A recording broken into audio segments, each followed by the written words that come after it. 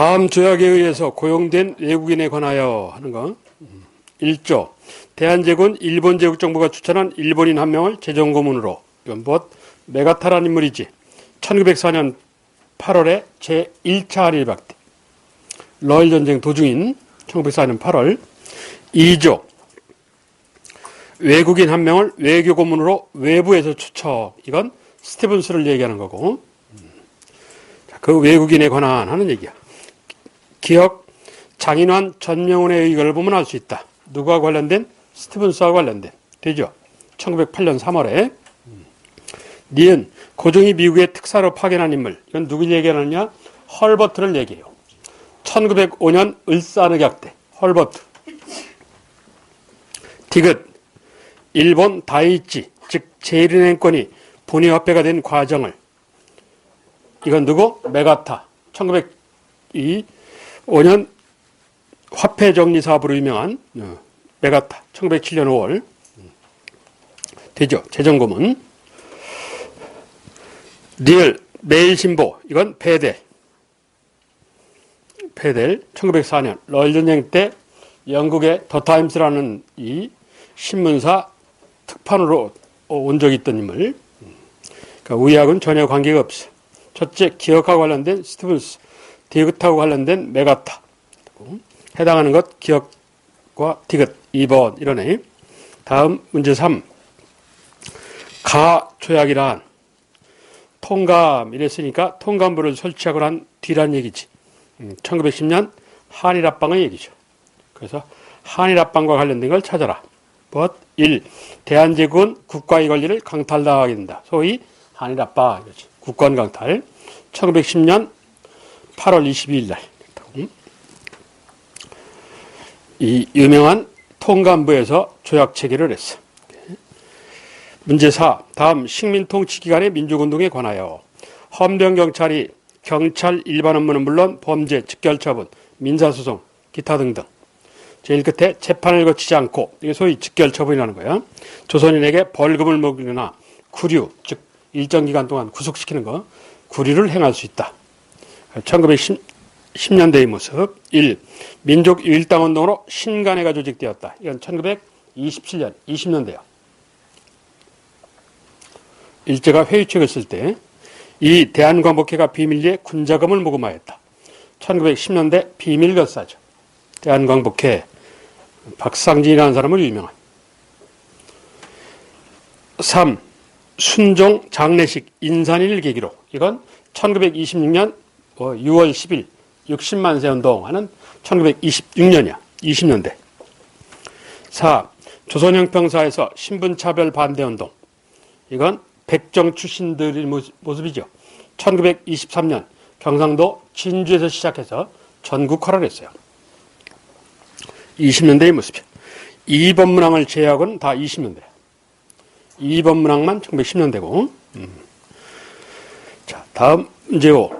일제의 무단통치 시기, 소위 헌병경찰 통치 시기. 1. 중초는 그나마 민족지사를 우대하던 기관이었다. 민족지사를 우대한 게 아니라 친일인사를 우대했지. 2. 회사령을 발표, 회사 설립에 허가제를 하였다. 이게 1910년대야. 일제가 1907년에 회사 신고제를 했어요. 1907년에. 그랬다가 1910년 12월에 회사 허가제를 바꿨다가 1920년에 다시 신고제로 환원을 했어요. 1907년 회사 신고제. 회사나 공정을 세우면서 연락해주면 되는 거야. 통제를 못하고. 그랬다가 1910년에 허가제. 사전 심사를 맡아야 돼. 그랬다가 1920년에 다시 신고제로 환원. 3. 보통경찰제를 실시. 한국민족을 무력으로 사라졌다. 보통경찰제는 1920년대의 모습이지. 4. 3.1운동이 있은 후에 문화통치로 전환. 20년대. 그래서 3번과 4번은 20년대. 2번 10년대. 1번은 틀린 내용이고 해당하는 것 2번이지. 다음 문제 6. 다음 자료에 나타난 시기 사회상이 아닌 것. 정거장에 도착할 때마다 드나드는 순사와 헌병보조원은 이렇게 돼 있어. 몇 년대? 10년대. 이렇게. 소학교 선생님이 긴 칼을 차고 선생님이 칼 차는 시절 10년대. 1920년에 폐지를 하거든. 10년대의 상황이네. 10년대 상황에 해당 안 되는 것 이렇게 됐어. 1. 조선총독부의 허가를 받지 못하여 회사를 설립할 수 없었다. 회사력. 그렇지. 2. 토지 신고서를 제출하지 않아서 대대로 내려오는 토지를 빼앗겼다. 토지조사 사업.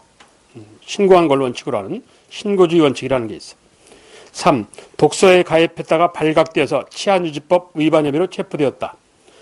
3.1운동으로 독립이 될 줄 알았더니 독립이 안 됐어. 그래서 민족 지도자들, 학생으로 대표되는 민족 지도자들은 우리가 너무 무식했구나. 그래서 독서회라는 걸 운영해. 비밀리에.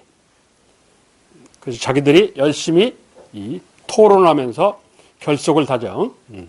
그래서 독서회라는 게 3.1운동을 계기로 등장하래. 20년대.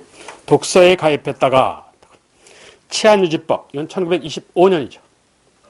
20년대 상황이야. 10년대가 아니고. 4. 마을 뒷산에 땔감을 모으다가 삼림령. 1911년에 나와. 삼림령, 광업령 이런 거 1910년대. 그래서 1, 2, 4번은 1910년대인데 3번은 1920년대. 그래서 3번이 틀리죠. 다음 문제 7. 다음은 일제가 실시한 토지조사사업 10년대 정책 결과다. 틀린 것. 1. 일본인이 농업 이민자 수가 증가한다. 엄청나게 급증을 해요. 1910년 한일합방 직전에 한반도에 있던 일본인이 7,000명 정도밖에 안 됐어요. 그런데 10년 뒤인 1917년에 얼마가 됐냐? 77만 명이. 70만 명 이상이 들어온 거야. 불과 10년 사이에. 그러니까 자고 일어나면 때려 들어오는 거지. 이 일본에 가서 일본 시골에 가갖고 가난한 백성들을 거의 공짜로 한국에 이주를 시켰어. 부리농장이라는 명목하에. 그래서 헐값, 동양척식 주식회사에서 뺐다시피 한 땅을 거의 헐값에 주다시피 했어요. 왜? 영원히 일본 땅을 조선을 만들려면 일본인을 많이 이주시켜놔야 될 거 아니야. 그런 의도하에 이랬어. 그래놓고 한국인은 어떻게 했냐? 서서히 만주 쪽으로 이동을 시킨 거야. 왜? 만주를 일본이 노리고 있었거든. 그래서 30년대부터 본격적으로 한국인을 대거 만주로 이동을 시켜요. 30년대 보시면 나중에. 그래서 한국 땅을 영원히 일본 땅으로 만들고자 했는데 그는 강대국이 개입되는 바람에 이 뜻대로 안 되는 거지. 자, 이 토지 소유권에 관한 분쟁이 많이 발생하게 된다. 그렇지? 그렇지? 토지를 강제로 탈취하다시피 했으니까. 3. 지주가 감소하고 자작농 및 소작농이 증가한다. 지주가 감소하고 지주는 변화가 없어요. 자작농이 소작농으로 전락한 것이지 지주는 변화가 없어요. 그리고 자작농 겸 소작농이 증가했다. 소작농은 증가하지. 대폭적으로 증가를 해. 그래서 3번 문항은 틀렸어. 이 자작농은 줄고 대부분 땅 다 뺏기니까. 4. 조선 농민들은 토지 소유권은 물론 경작권마저 박탈당한다. 1910년 토지조사사업의 결과지. 1391년 12월 조선이 개창되기 직전에 신진 4대부에 의해서 조선 건국시에 농민이 도와줬기 때문에 한 번 그 땅을 경작하면 농사지면 함부로 못 내쫓게 해줬기만 해서 이걸 경작권 보장이라고 그래. 이 경제권 보장이 1910년대 조선왕조 500년간은 유지가 됐고 1910년대 일제가 토지조사 사업을 하면서 깨트려요. 이걸 경작권 박탈이라고 그래. 이걸 임대차 보호법이 깨진 거지. 쉽게 하면 요즘식으로 하면. 그래, 틀린 건 3번 문항이야. 3번 문항은 내용 자체가 틀렸어. 지주는 변화가 없고 소작농은 급감을 하고 자작농은 급감을 하고 소작농은 급증을 해요. 이게 토지조사 사업의 결과야. 다음 문제 8. 다음과 같은 사업이 실시된 위에 보시면 토지 계량 기본조사 토지조사지. 그런데 밑에 뭐가 있냐? 4번, 5번에 증수, 수량을 늘린다. 5번에 일본 수출 이런데. 토지조사 하는데 토지를 수출하지는 않잖아. 그렇지? 그러니까 이게 토지조사 사업은 아닌 것 같아. 예? 그러니까 토지조사 나온다고 무조건 10년대 이러면 안 된다고 그랬어.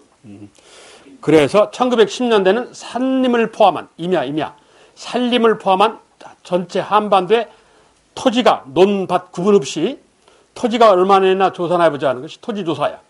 근데 20년대는 쌀을 일본으로 빼가는 게 목적이라고 했잖아. 그래서 농토만 조사를 해요. 농토만. 그러니까 포커스가 틀려. 그래서 20년대 토지 재조사가 나와요. 이건 1920년대야. 산미증식계획 실행을 위한 1920년부터 25년까지. 1920년대 상황이야. 대충 토지 하는 게 나왔다고 그래갖고 10년대다 이러면 안 돼. 자, 그 20년대 산미증식계획이 일환이야. 결과, 기억, 농업구조가 벼농사 중심으로 간다. 그렇지. 쌀농사만 강요한다고 그랬잖아. 이걸 다른 말로 하면 단장농업 강요라고 그래. 니은, 농민이 가지고 있던 관습적 경작권이 부정되었다. 1910년대의 얘기지. 토지조사 사업의 결과야. 디귿, 지주가 수리시설 개선 비용을 소작농학에 전가시켰다. 즉 수리조합비 같은 거. 20년대에 나타난 현상이라고 했어. 수리조합비, 비료대금, 경운기 사용료 이런 거 해당되고, 리을, 전국적으로 토지 가격 그리고 땅의 형세, 지형, 지목동이 조사됐다. 1910년대 토지조사 사업이야. 니은과 리을은 1910년대 토지조사야. 기역과 디귿은 1920년대 산미증식이고 해당하는 것 2번 이러네. 다음 문제 9번. 다음 글에 나타난 시기 사실. 우리 반도는 한반도 제국의 대륙정치상 병참기지. 뭐 어쩌고저쩌고. 병참기지란 말 나왔으니까 뭐야? 민족 말살 통치지. 한반도를 병사들과 군수물자의 기지로. 3, 40년대 병참기지화 정책. 갑, 쌀을 수탈하기 위해서 토지조사를 하였다. 20년대죠. 을, 일본인으로 동화시키기 위해서 조선어 과목을 폐지하였다. 되죠? 민족말살. 이걸 동근동조라고 그래. 동근. 일본과 조선은 뿌리가 같고, 뿌리 근자. 동조, 조상이 같다. 그러니까 일본 조상이 조선 조상이다. 이거지. 그러니까 조선 필요 없다는 얘기야. 예? 병, 대륙 침략을 위해서 한반도 북부에, 즉 관북지방 군수공장을 많이 설치하였다. 그렇지. 관북개발이라는 미명하에 병참기지와. 정, 일본인과 동등한 권리를 얻기 위해서 자치운동을 시작하였다. 이 자치운동은 1920년대요. 일제가 회유책을 쓸 때. 20년대 유명한 춘원 이광수, 동아일보가 하는 거야. 김성수, 최린 이런 놈들이에요.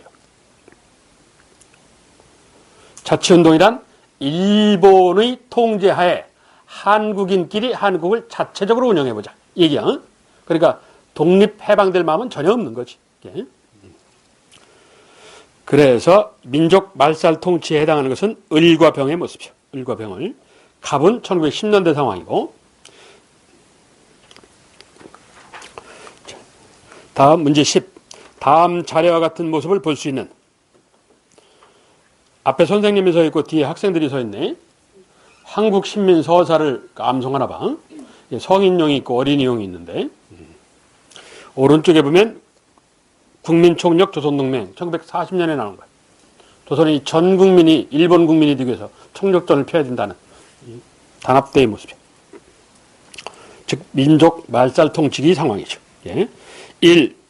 인민석으로 하는 분화로돈능과 한글 보급운동을 전개하였다. 20년대.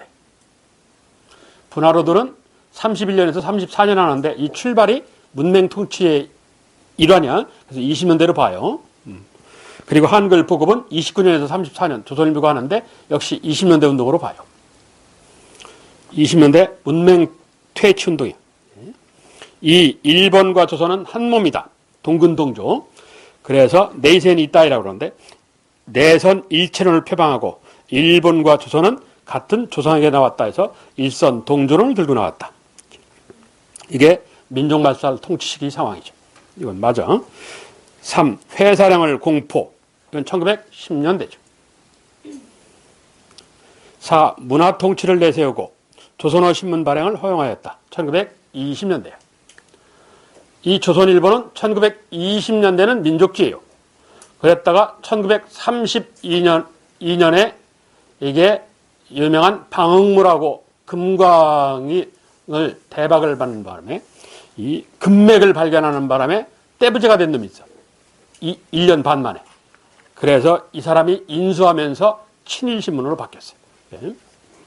1920년대는 조선일보가 민족지야. 30년대 가서 친일 앞잡이 신문이 됐지. 그러면서 해방 이후에 동아일보는 친일 활동을 사죄했는데 조선일보는 사죄를 안 했어요. 지금까지. 그래서 가장 우측으로 가장 가 있는 게 조선일보죠. 그걸 박근혜가 같은 편인 줄 착각하고 까불고 조선일보 편집국장 송영이라는 애를 건드렸다가 지가 잘리는 불상사가 벌어졌지. 한국에서는 조선일보, 동아일보, 중앙일보 못 건드려. 그러니까 노무현이가 때려잡자 조중동 이러지. 걔네들이 실질 주인이야. 여하튼 그래야. 자, 이런 일제히 정책사에 대한 우리 민족의 대응. 여기 1910년대 민족운동이었어. 1910년대는 일제가 총칼을 앞세우니까 내놓고 활동이 어렵다 이게. 그래서 뒤에서 해서 비밀 결사운동이 전개되었다. 1912년 유명한 임병찬이라는 사람, 대한적 장교 출신인데 최익현이 제자죠. 임병찬이가 고종의 비밀 명령을 받아서 전라도에서 비밀 결사체를 만들어. 전라도에서. 이걸 뭐라 그래? 독립의군부. 이런다. 대한제국 장교였기 때문에 의군부 이라는 거야. 독립의군부 이래. 그랬다가 1914년 조선총독 일본 수상 일왕 앞으로 조선의 국가 권리를 내놔라 해서 국권 반환 요구서를 보내요.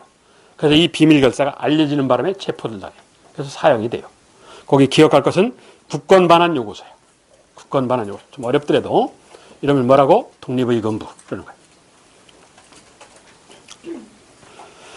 그리고 1915년 이번엔 경상도 대구에서 나온 거예요. 1번은 전라도고 2번은 경상도야.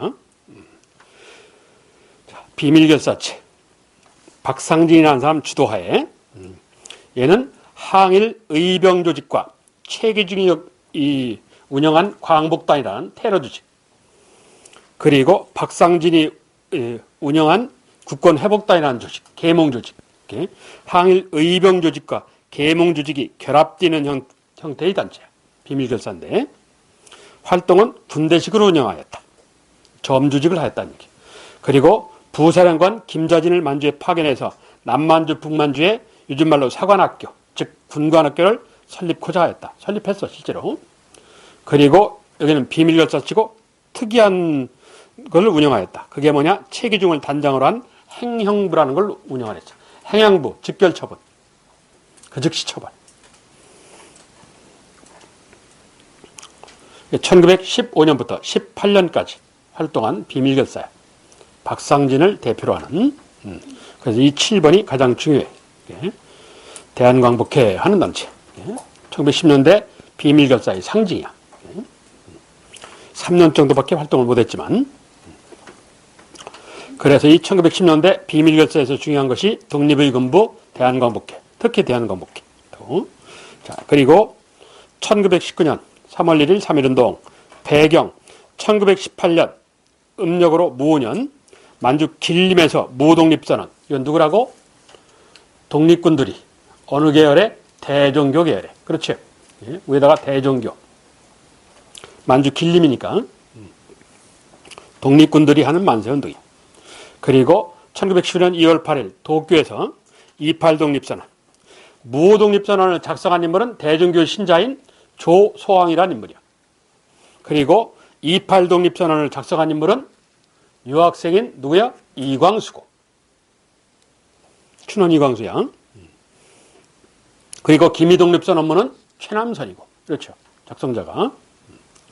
자, 이 3.1운동 도시에서 농촌으로, 비폭력에서 무력 수반으로, 지식층에서 일반 민족으로. 그래서 농촌 그리고 무력 일반 민족, 이게 언제냐? 3월 말 4월 초야. 3월 말 4월 초.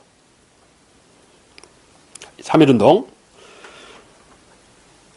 의 영향. 첫째, 일제히 통치 방법이 바뀌었다. 총가를 앞세우는 무단 통치에서 살살 꼬시는 문화 통치로, 즉 헌병경찰 통치에서 민족 분열 통치로. 그러면서 민족 지도자들은 희망을 보고 상해에서 임정이 출현하게 되고, 그리고 주변 국가, 약소국 독립운동에 영향을 줬다. 2달 뒤에 베이징에서 5월 4일 날 5.4운동이 벌어지고, 멕시코 페루 독립운동 30여 개국 독립운동에 영향을 줘요. 인도를 포함해서. 이게 3.1운동의 모습이다. 자, 이 3.1운동을 분석해보면 농민의 참여가 상당히 많다. 투옥자를 중심으로 해서 보면 반이 농민 출신이야. 반 이상이. 왜 이렇게 많냐? 1910년대 토지조사에 대한 울분으로 참여한 것 같다. 그런데 노동자의 참여는 적다. 전체 5%가 안 돼요. 왜? 일제가 1910년대 공업업계책, 유명한 회사령, 한반도에 회사나 공장을 안 세웠기 때문에 노동자 자체가 없어요. 노동자라고 해봐야 철도 노동자가 대부분이요. 예. 웬만한 사람 다 온 거예요. 5% 정도 왔으면. 그 3.1운동과 관련된 분석이 중요해. 특히 뭐 공업업계책하는 회사령 얘기. 이러면서 거기 1919년 4월 임시정부. 임정은 비밀결사인 신문회가 그대로 신민회가 수평이동한 거기 때문에 민주공화제라는 체제를 강조를 해요. 신민회가 주장한 게 입헌민주공화제 아니야? 민주공화제 하는 거야. 다른 말로 입헌공화제. 최초로 민국 백성들이 국가의 주인공이 되는 민국정부를 꿈꿨다. 이렇게.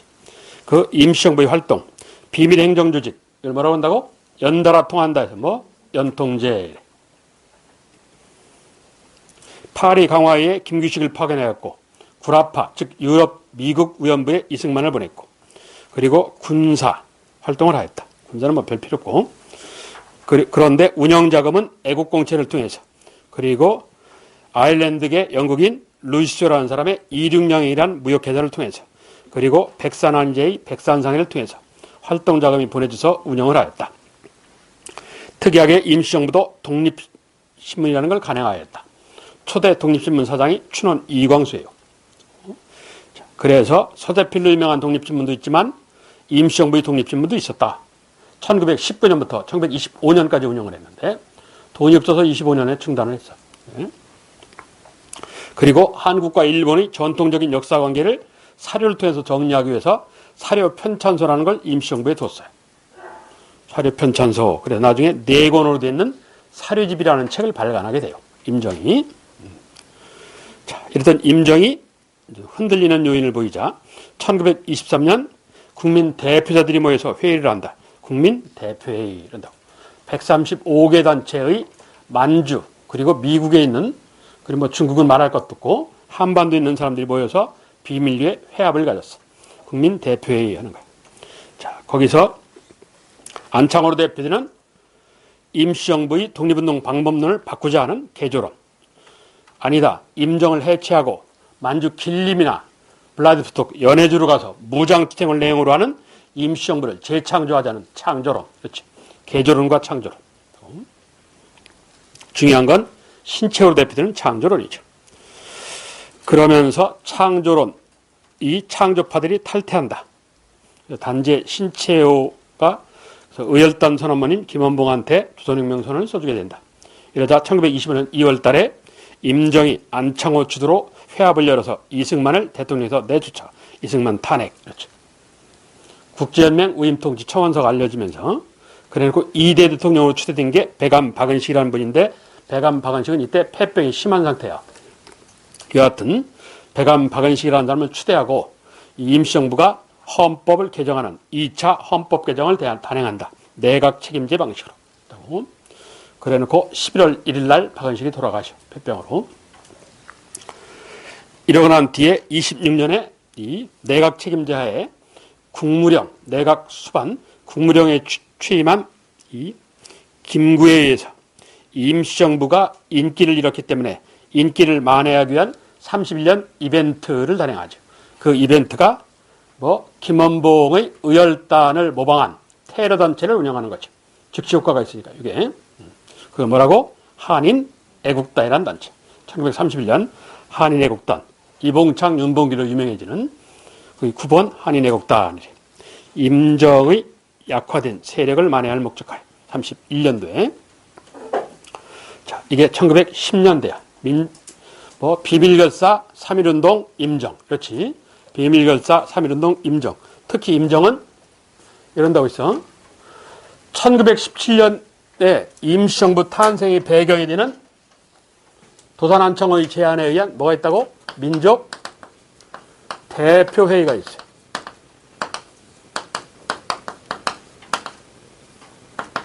이건 임정 탄생의 배경이요.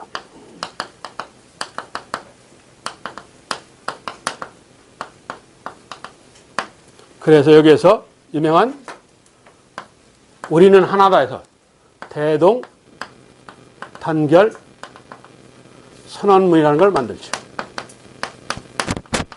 누가 작성한? 조소왕이 작성한. 하여튼 뭐 발표문 작성했다가 모르면 조소왕 그러면 답이야. 그랬다가 임정이 창조파를 중심으로 이승만을 대통령으로 인정하지 못하겠다. 신임하지 못하겠다. 그래서 임정이 흔들리기 시작해. 22년 5월 달부터 국제연맹 위임통치청원서가 알려지면서부터 임정 내부 분열이 심각해. 그래서 다시 모여서 나갈 바를 정하자 해서 국민 대표회라는 걸 열어. 23년에.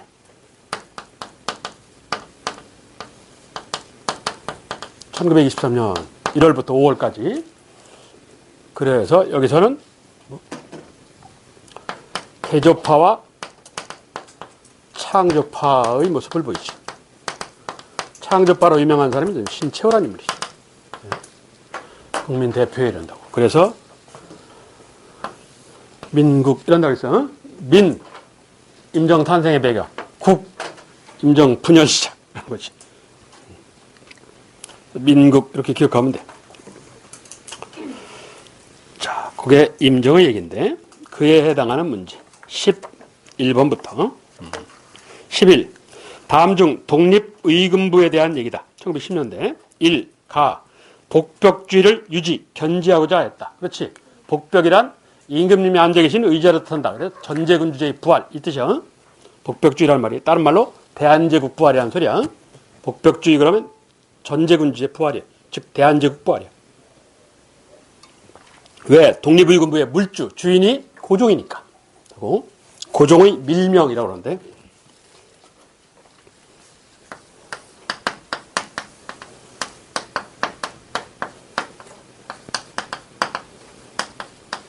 고종이 비밀리에 한 항일운동이 있어요. 고종이 공식적으로 한 게 아니라 뒤에서 한 거예요. 은밀하게 한 게 있어요. 이게 세 가지가 있는데 1905년에 아까 잠깐 언급한 을산의각이 체결되니까 비밀리에 한반도의 상황을 강대국인 미국한테 알려서 미국의 협조 요청을 받자 한 누구야? 헐버트 파게냐. 비밀리에 이루어졌던 일이에요. 헐버트 파게와는 미국에. 그리고 1907년에 여러분 다 아는 뭐 헤이그 특사 파견.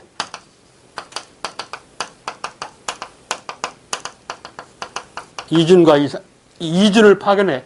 이상사라고 같이 가라고. 그래서 이준 이상사들이 같이 가는데 그 외국어를 모르니까 이 이한응이라는 이 미국 러시아 공사의 막내아들 이의종이라는 21살짜리를 데리고 가게 되죠. 그래서 원래 2명인데 3명이 된 거지. 그랬다가 1912년 독립의금부. 고종이 비밀리에 돈을 줘갖고 운영하는 단체. 독립의금부. 고종의 비밀리에 운영한 단체. 자, 나 임병찬을 중심으로 군대식 조직으로 운영되었다. 그렇지. 의금부니까. 의를 주장하는 군인들 얘기. 다 일제가 패망한 뒤에 공화정치 국가 건설을 꿈꿨다. 이건 대한광복회야. 입헌 공화제를 지향한. 라 만주 지역에 군관학교를 건립, 군자금을 모았다. 대한광복회. 김좌진을 대표로. 다라는 대한광복회야. 박상진으로 유명한. 가나는 독립의금부. 해당하는 것 1번. 가나 독립의금부 이래. 다음 12번. 가나 단체와 관련하여. 가 임병찬은 독립의금부. 나 러시아 중국에 활동하는 독립운동가들은 동지를 기합 대한광복군 정부를 조직하였다. 이들은 이상선을 정통령으로 혹은 정도령이라고도 하는데 선출한 뒤에 군대를 편성 사관학교를 건립하고자 했다. 이걸 실제 운영하고자 하는 인물은 이동휘라는 사람이야. 이상선을 추대하는 거지. 이동희가. 그래서 가는 독립의금부, 나는 대한광복군 정부. 1914년 연해주 블라디보스톡에서 나왔던 거예요. 이걸 실제 만들었던 데는 권업회라는 교민단체. 연해주에서 나와.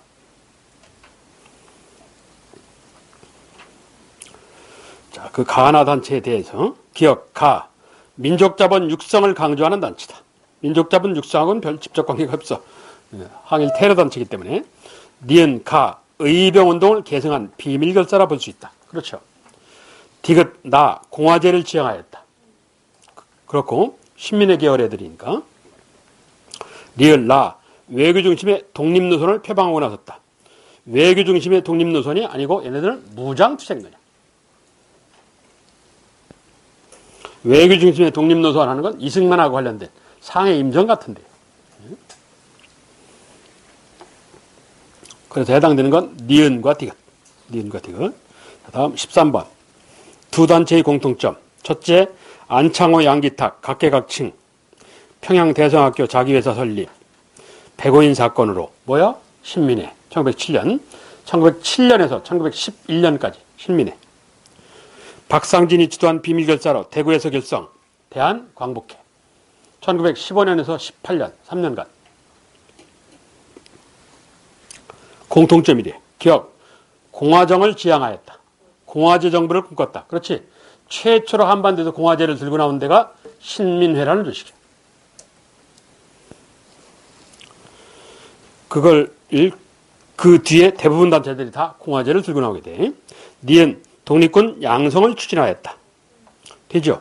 저 신민회는 1910년에 독립운동 기지건설, 독립전쟁 준비론, 그래서 독립군 양성을 위한 기지, 땅 사기 운동을 벌여요. 독립군 양성을 위한. 디귿, 국권 반환 요구서. 이건 독립의금부고. 니을, 총독 암살을 시도하였으나 실패하였다. 이건 64세의 노인 내지 강우규라는 1919년 9월달에 강우규. 이 사람이 블라디보스톡 연해주에서 나온 노인 동맹단 단원이야. 60세 이상이 가담하는 단체야. 테러 단체인데. 가장 젊은 오빠가 61세 박은식. 박은식이 단장인데 제일 어려. 61세. 제일 나이 많은 사람이 87세. 황모라는 사람인데 큰 활동은 없었고. 강하기만 해도 젊은 오빠지. 64세니까. 그래서 거기 두 단체의 공통점에 해당하는 건 기억니은. 디귿은 독립의금부, 리을은 강우규라는 개인. 1번이래. 자, 14번. 3.1운동의 전개 과정이다. 1. 가시기부터 1단계. 가시기부터 본격적 무력동원을 한. 아니지. 가시기는 비폭력이야. 그냥 만세야. 평화. 나시기에는 3월 중순 11일부터 20일 사이에 민족 대표들이 꾸준히 운동을 시도하였다. 민족 대표들은 종로경찰서 유치장에 가 있었어. 당일날 3월 1일날. 다 시기에 이제 3월 말 4월 초 3월 25일에서 4월 5일 사이. 다 시기에 28 독립운동의 영향으로 운동이 확산될 수 있었다. 이건 가에 해당하는 얘기야. 28 독립운동은 만세운동이야. 무력을 수반하는 운동이 아니고. 그래서 가에 해당돼. 자, 다 시기에 농민이 적극 참여한 건 토지 조사 사업 등의 일제히 수탈 때문이다. 그렇죠. 그래서 전체 체포된 사람의 53% 정도가 농민 출신이에요. 그 소리야. 해당하는 거 4번이지. 다음 15번. 다음을 통해서 할 수 있는 항일 민주운동의 영향으로 옳은 이렇게 돼 있어. 1. 일제는 식민 통치에서 조선 총독부를 설치한다. 그렇지. 일제는 식민 통치에서 조선 총독부를 설치하였다. 일단 내용은 맞아. 2. 일제는 성과 이름까지 일본식으로 고쳐 쓰도록 강요했다. 내용은 맞고. 3. 민족주의 세력과 사회주의 세력이 연합한 신간회를 조직하였다. 내용은 맞고. 4. 민족운동을 체계적으로 추진하기 위해서 임시정부가 수립되었다. 내용은 맞아. 근데 질문에 뭐라고 되어 있냐? 다음을 통하여 이렇게 되어 있어. 그러면 그 다음을 통하여 하고 관계가 있어야 돼. 내용 자체 1, 2, 3, 4번이 다 내용 자체는 맞아요. 시기가 맞느냐가 문제지. 그래서 내용을 통하여 이런다고. 즉 3.1운동 관련 얘기죠. 자, 1. 일제는 식민 통치에서 조선 총독부를 설치한 건 1926년이야. 20년대야. 3.1운동 시기 아니에요. 그래서 시기가 안 맞아. 이 일제는 성과 이름을 일본식으로 고쳐 쓰도록 창씨개명이라고 그러죠. 이건 민족말살통치기 40년이 40년. 그러니까 30년대. 3. 민족주의 세력, 사회주의 세력이 연합한 신간회. 이건 27년, 20년대. 4. 민족운동을 체계적으로 추진하기 위해서 임정이 수립되었다. 1919년, 10년대. 3.1운동의 영향이죠. 그래서 이 내용과 시기가 일치하는 건 4번 문항 하나밖에 없는 거예요. 1, 2, 3, 4번이 문항 내용은 맞아. 시기가 안 맞아서 그렇지. 맞는 건 4번 문항. 이렇다고. 다음 16번. 임정에 관한 얘기인데 틀린 거. 1. 임시정부는 1940년 산하에 광복군을 창설하게 된다. 그렇지? 한국광복군 하는 거. 충칭에서. 2. 이승만은 파리강화에 파견, 독립을 호소하였다. 파리강화에로 간 건 김규식이라는 인물이야. 신한청년단 대표로 이미 가 있었어요. 그걸 임정이 나중에 추인한 거지. 3. 3.1운동 이후 애국지에서는 상해 프랑스 관할지역, 상해 안에 프랑스 관할지역, 조계, 즉 거류지, 조계 임정을 조직하게 된다. 그렇지. 그래야 일본의 간섭을 피할 수 있으니까. 4. 임시정부의 헌법에는 한국이 공화국임을, 정부는 의회제도를 운영하고 있음을 하겠다. 그래서 3권 분립 형태. 입법, 사법, 행정의. 그래서 틀린 건 2번 문항이래. 이승만이 아니고 김규식이란 인물이야. 임시정부는 입법권, 임시의정원이라는 게 있었어. 그 사법기관, 법원을 설치했고, 재판한 일은 없지만, 그리고 행정부를 뒀고, 입법, 사법, 행정의 3권 분립 형태를 운영을 했어. 자, 다음 문제 17. 임정이다. 틀린 거. 1. 자금과 국내정부를 모으고 각 도와 연락 업무를 더해서 비밀 행정조직이라는 연통제라는 걸 운영하였다. 그렇죠. 1년 만에 발각을 당하지만. 2. 해외에 거주하고 있는 동포에게 애국공채를 발행, 독립운동 자금을 모금코자 하였다. 그렇고 주로 그 연해주, 미국, 그리고 멕시코, 페루 이쪽 교포들한테. 3. 김규식을 전권대사로 임명, 파리 강화에 독립청원서를 제출하였다. 그렇고 당시 임시정부의 초대 외교부 장관, 외교총장이라고 하는데 외교총장으로 임명된 인물이 김규식이에요. 4. 민족문화 말살에 대응하고자 조선사 편찬위원회를 들어서 조선사를 편찬하였다. 저 조선사, 그리고 조선사 편찬위원회, 이건 조선 총독부요. 임시정부하고는 전혀 관계없어. 조선 총독부가 한국사를 왜곡하기 위해서 신책이 조선사예요. 역사 왜곡이. 4번 문항은 틀렸네. 다음 18번. 미출친 2회의 베이징 방면의 인사들이 분열을 통일을 촉진하는 단체를 출연시키고 상해 일대의 인사들은 이를 고려해서 개혁을 제창하고자 임시의정원은 됐어. 그러니까 임정 얘기죠. 말줄임표 다음에 보면 근본적 대개혁으로 통일의 분위기를 재조성하기 위하여 독립운동의 새로 신국면을 타개하려 함은 다만 민의 백성뿐만 아니라 우리 모든 국민이 노력하지 않으면 안 된다. 이에 이 회의를 소집하게 된다. 이게 뭐예요? 1923년 국민 대표회의지. 임정 내부 분열 때문에 어떻게 하면 좋으냐? 대책회의를 한다는 얘기야. 135개 단체, 160명 정도가 참여를 하는데 대표단들이 한 5개월 정도 회합을 하는데, 자, 1923년 국민 대표회의에 관하여요. 기업, 국내의 독립운동 단체들의 대표들이 참가하게 된다. 그렇죠. 니은 각지에 수립된 임시정부를 통합하려는 시도다. 이미 1919년 9월 달에 통합이 됐어요. 통합하려는 시도를 이때 한 건 아니야. 디귿 독립운동이 방법론을 둘러싸고 논쟁이 벌어졌다. 그렇지. 개조파, 창조파 이런 거, 현상유지파 이러면서. 리을 삼균주의를 바탕으로 건국강령을 체포했다. 이건 충칭 임시정부 시절의 얘기야. 1941년. 한참 뒷 얘기야. 임정은 임정인데 이건 충칭 임정이야. 이 회의하고는 관계가 없어요. 그래서 이 회의와 관련 있는 건 기업과 디귿이야. 기업과 디귿. 자, 즉 2번 이러네.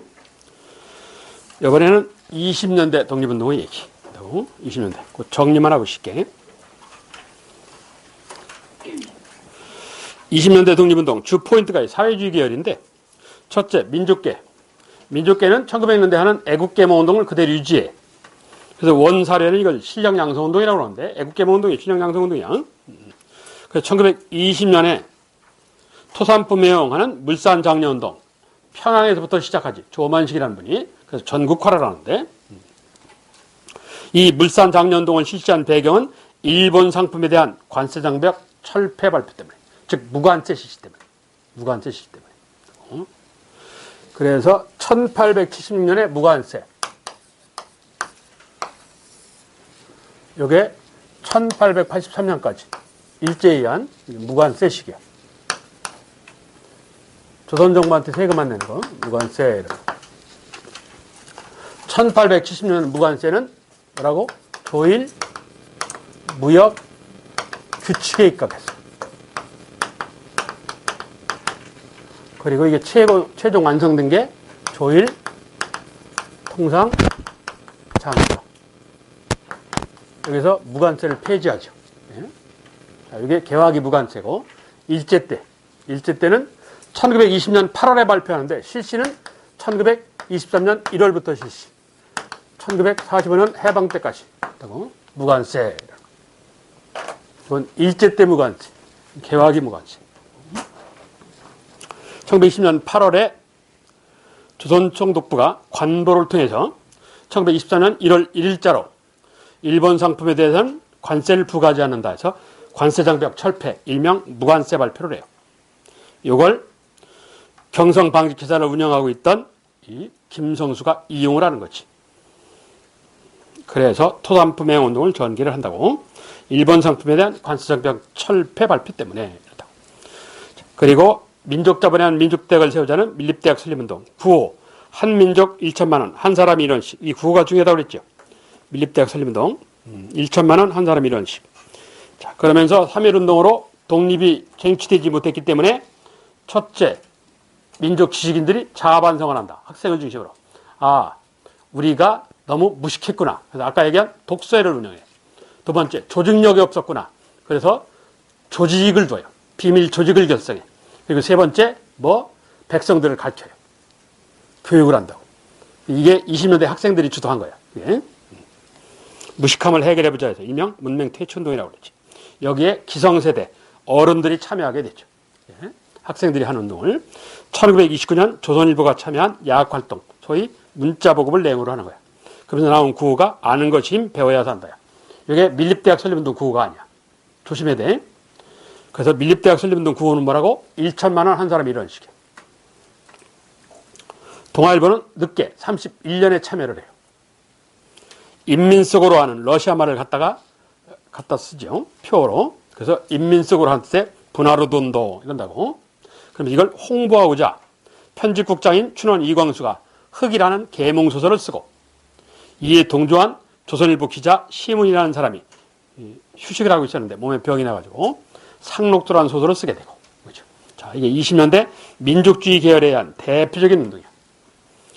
뭐라고? 물산장려운동, 밀립대학 설립운동, 문맹퇴치운동. 어느 때라고? 1920년대. 누구에 의해서? 민족주의 계열에 의해서. 사회주의는 없어요. 여기. 민족주의 계열에 의한 무슨 운동이야? 실력 양성운동이야. 포인트는 민족주의 계열에 의한이야. 그게 중요해. 좀 더 구체적으로 얘기하면 저 동아일보의 분하르도 운동이라는 건 러시아 말을 갖다 쓴 거지 사회주의하고는 전혀 관계가 없어요. 누가 한 거냐? 대종교회들이 한 거야. 동아일보 안에. 동아일보가 대종교 사람들이 많았거든. 대종교야 민족종교 상징이니까. 자, 이런 이 20년대 민족주의 계열이야. 이번은 20년대 사회주의야. 3.1운동 이후에 20년 사회주의 계열이 등장을 해. 그래서 을의 입장에서 청년운동, 그리고 학생운동, 여성운동, 그리고 백정 출신하는 형평운동, 그리고 노동자, 노동운동, 그리고 농민이 소작쟁이 하는 농민운동에 영향을 준다. 즉 프롤레타리아, 가지지 못한 자의 입장에 섰다 이거지. 그래서 백성들한테 엄청난 인기를 끌어요. 자, 그 직접적인 활동을 보면 청년운동, 먼저 민족계에 의한 조선청년연합회, 그래서 이 사회주의를 끌어들이는 모습을 보여. 좌우 합작 형태로 운영되었다. 자, 이 조선청년연합회를 기억을 하셔야 돼. 자, 이건 서울에서 나온 거야. 일본 놈말로 경성에서 나온 거야. 조선청년연합회, 민족주의 계열이 중심이 돼서 사회주의계 일부가 참여를 하게 돼. 근데 이게 나중에 국외무장에 투쟁해 보시면 중국의 조선청년연합회가 또 나와요. 조선청년연합회라는 단체가 조선노동대 화북지대를 보면 그 조선청년연합회는 철저하게 사회주의 무장조직이에요. 그래서 조선청년연합회 이러면 두 가지가 있을 수 있어요. 그러니까 조심해야 돼. 먼저 경성, 서울에서 나온 1920년에 조선청년연합회라는 게 있고, 좌우합작, 민족주의 사회주의 연합단체 성격의, 그리고 1930년대 이 중국 땅에서 나온 조선청년연합회는 사회주의 무장조직이 있고, 전혀 달라. 장소도 다르고 성향도 다르고. 그래서 조심해야 돼. 여성운동은 민족주의 계열의 이 조선여성교육회라는 단체하고 사회주의 계열의 조선여성동호회라는 단체가 존재하는데, 여기는 사회주의 계열. 박헌영의 부인인 주세죽이라는 사람을 중심으로 조선여성동호회라는 단체가 나왔다. 그리고 이 사회주의 계열의 농민운동에 맹렬하게 참여했는데 대표적인 게 전라남도 신안군 암태도 도작쟁이죠. 노동운동의 20년대 대표적인 건 원산청파. 자, 암태도 도작쟁이가 있었을 때는 신간회가 없었어요. 그렇죠? 신간회는 27년에 나온 단체니까. 그리고 원산총파업을 할 때는 신간회가 있었어. 그러니까 신간회가 참여를 했어. 그걸 조심해야 돼. 암태도 도작쟁이는 뭐라고? 신간회의 참여가 없었어요. 사회주의 계열의 참여는 있었는데 신간회의 참여는 없었어요. 그런데 원산총파업은 신간회 지부가 중심이 됐어요. 신간회 지부가. 그게 차이점일 수 있어. 기억을 해. 시험을 내면 고짓을 할 거라고 틀림없이. 그런 점에 유의를 해야 돼. 자, 이런 사회주의가 한반도 사회에서 맹렬하게 인기를 끌자 일제가 일본에 적용하였던 법령을 식민지 조선까지 확장을 시켜요. 이게 유명한 뭐요? 치안유지법이라는 거죠. 히로히토라는 놈이 만든 치안유지법. 주로 사회주의 탄압법이에요. 그래서 조선학회 사건이 이 법에 적용을 받는 거죠. 이러니까 우리 민족이 뭉치자. 그래서 좌우 합작이 등장해. 그걸 민족 협동전선운동. 오늘날 근대 사학에서 이렇게 불러요. 민족 협동전선운동. 좌, 즉 사회주의 계와 과격파, 우, 민족주의 계열. 온건파들이 협력. 민족 협동 이런다고. 협동전선운동. 그런 논리하에 먼저 조선민흥회, 조선물산 장려회라는 민족주의 계열과 서울청년회라는 사회주의 계열이 합작합니다. 이게 최초의 민족일당이야. 자, 이건 필히 기억해. 조선민흥회. 1920년 7월인데 조선물산 장려회가 주도한 최초의 민족일당이에요. 이 자극을 받아서 사회주의 계열 단체, 일본에서 공부하면서 사회주의를 배운 북성회라는 단체가 국내에 와서 만든 게 북풍회야. 북풍회들이 중심이 된 거예요. 그러면서 국내 사회주의 단체들이 연합해서 만든 게 정우회라는데, 특히 중요한 건 조선 이 민흥회라는 조직이야. 그러면서 1927년 2월 달에 신간회, 그렇죠. 좌우 합작 형태, 민족주의 사회주의 연합 형태, 중앙 본부는 민족주의 계열이 운영을 하였고, 왜? 돈이 들어가니까. 지방 지부는 사회계가 운영을 했고, 그러니까 몸으로 때우면 되니까. 겉으로는 좌우합작이지만 내용적으로는 물과 기름이야. 자, 신간회 1927년 출현.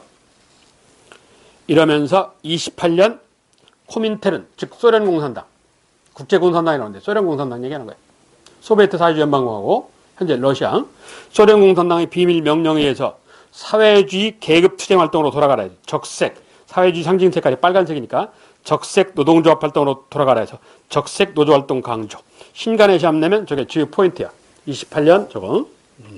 코민테른 짓은 사회주의 노조활동.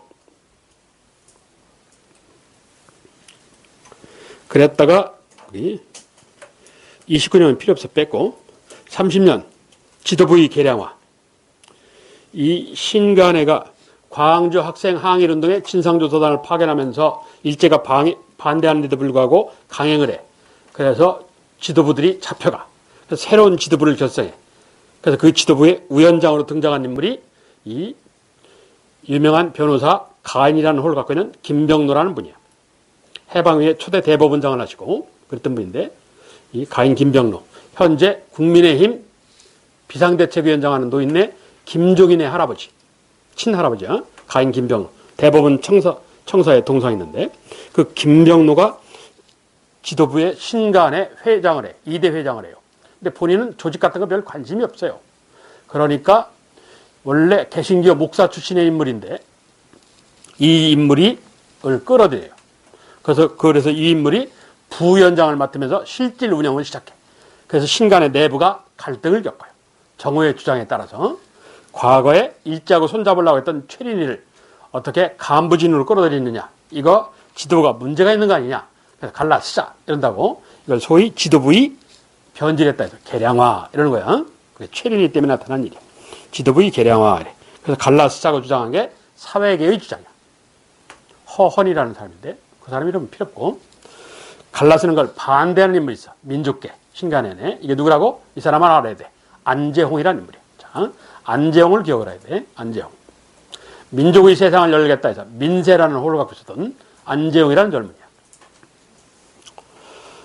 그래서 그 신간을 물어보면 저 포인트가 두 개야. 그거 28년 코민테른 지세 적색 노조 활동 이거, 30년 해소 반대론 안재홍 이거예요.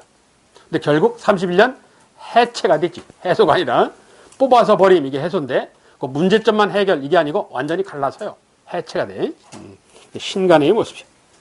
이러한 식의 국내 항일운동, 이건 뭐 1926년 6월 10일 날 순종 장례식을 계기로 하는 60만 세 운동, 이건 서울 시내에서만 일어나죠. 서울 시내에서만. 원래 전국화하려고 그랬는데 전국화를 못했어. 예?